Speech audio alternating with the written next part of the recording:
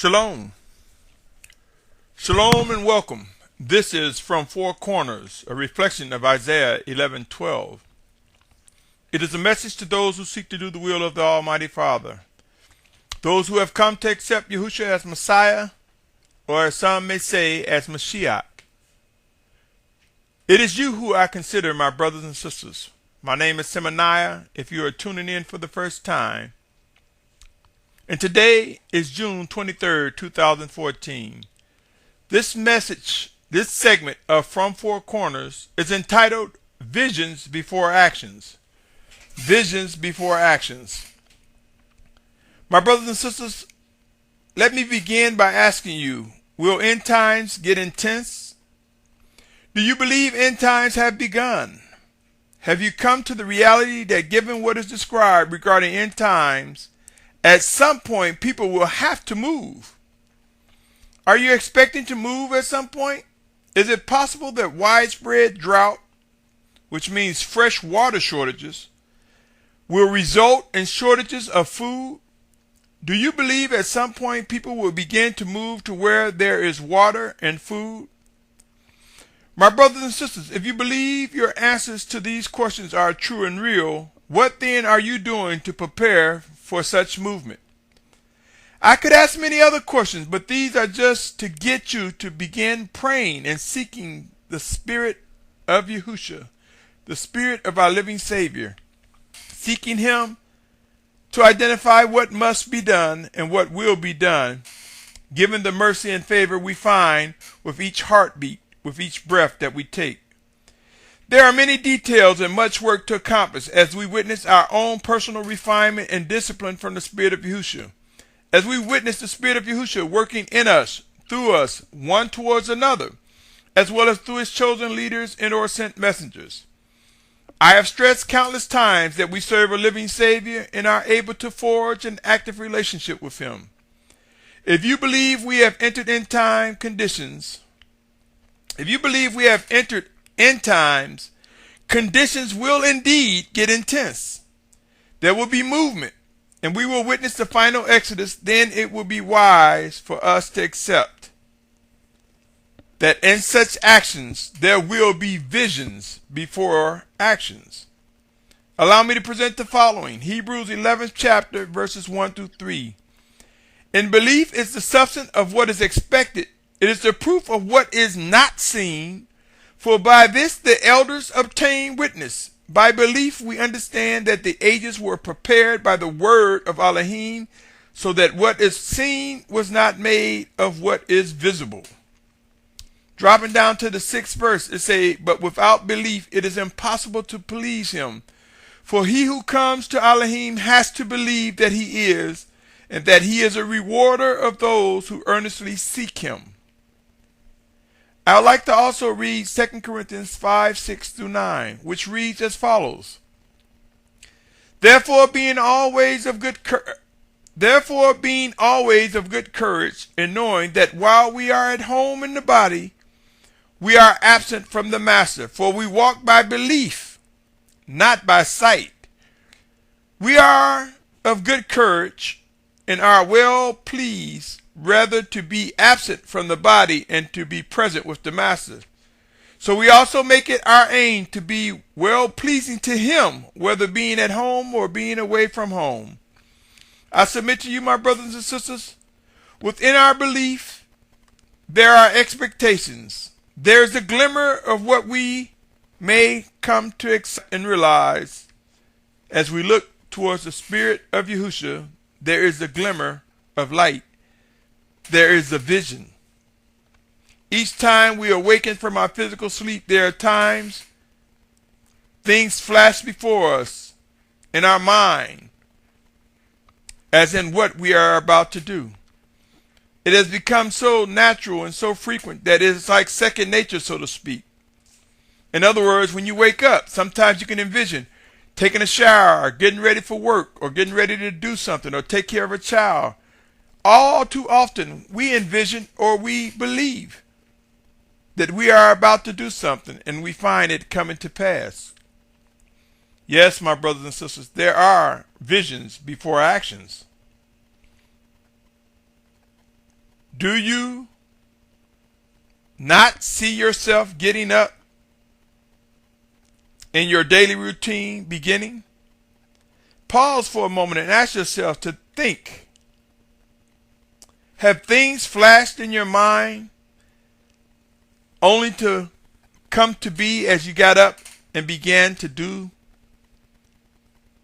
the very task that flashed through your mind?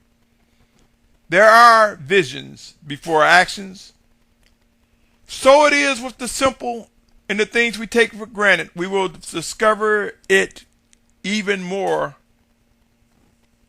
enlarged as we press into end times towards things that are directed towards our final exodus are coming together, my brothers and sisters.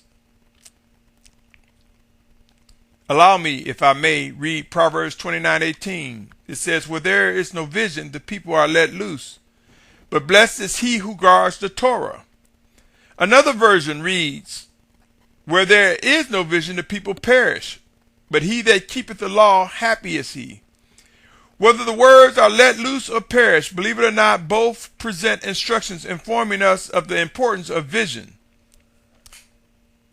Habakkuk 2:2,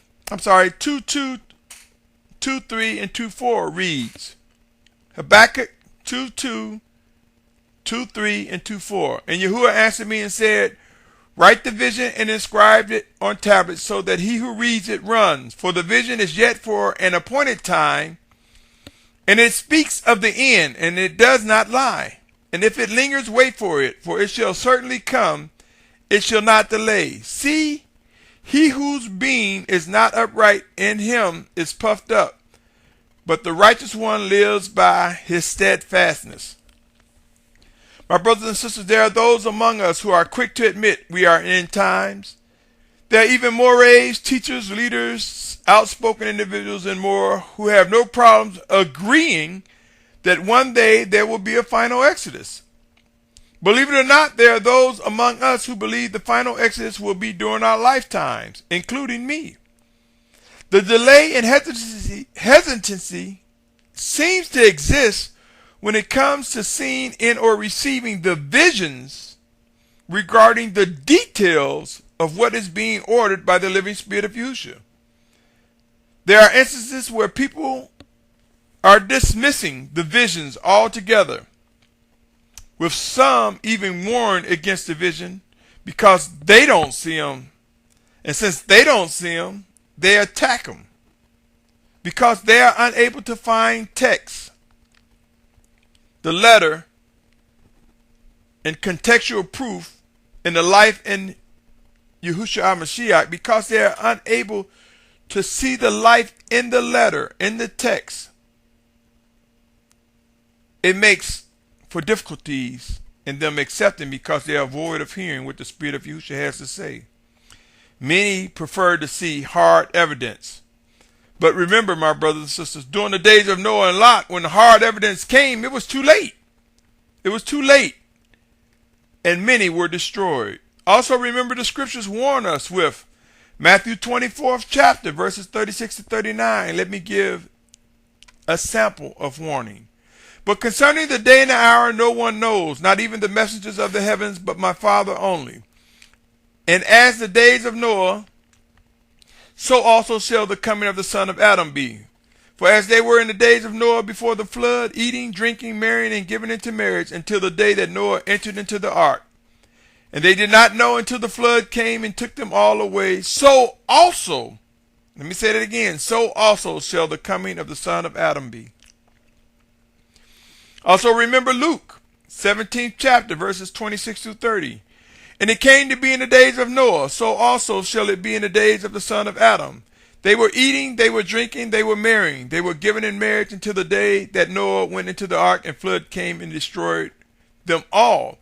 And likewise it came to be in the days of Lot. They were eating, they were drinking, they were buying, they were selling, they were planting, they were building.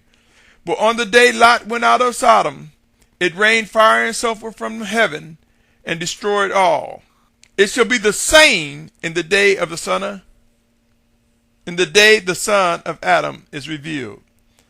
My brothers and sisters, will you depend on hindsight to determine your every move?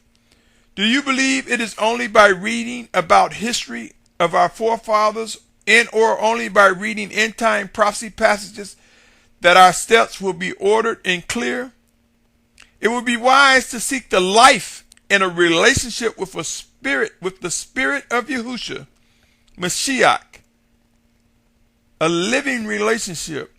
For as end times become more intense and as conditions reach each of our doorsteps, we will find ourselves challenged like never before.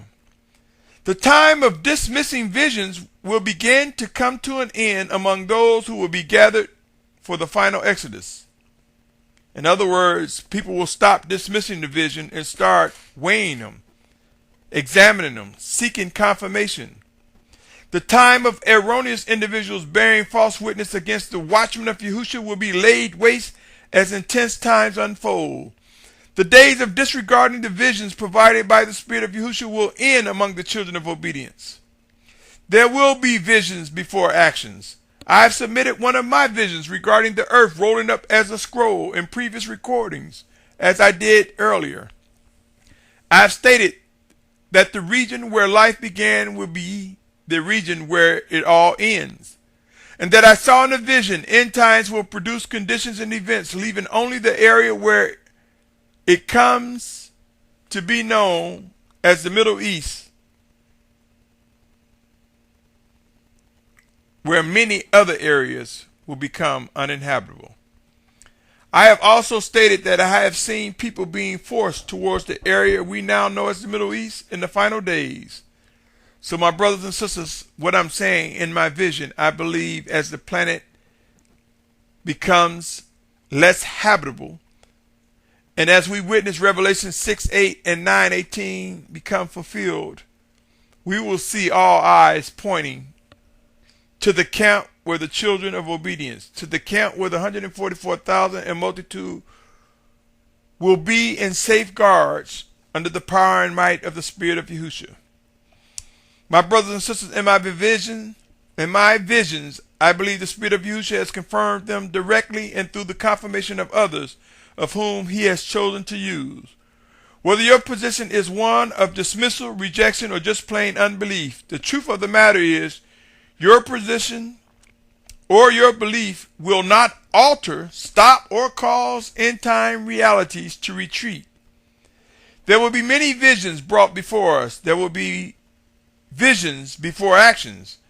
It would be wise to begin asking questions of those who present visions before rendering judgment or dismissing their very words.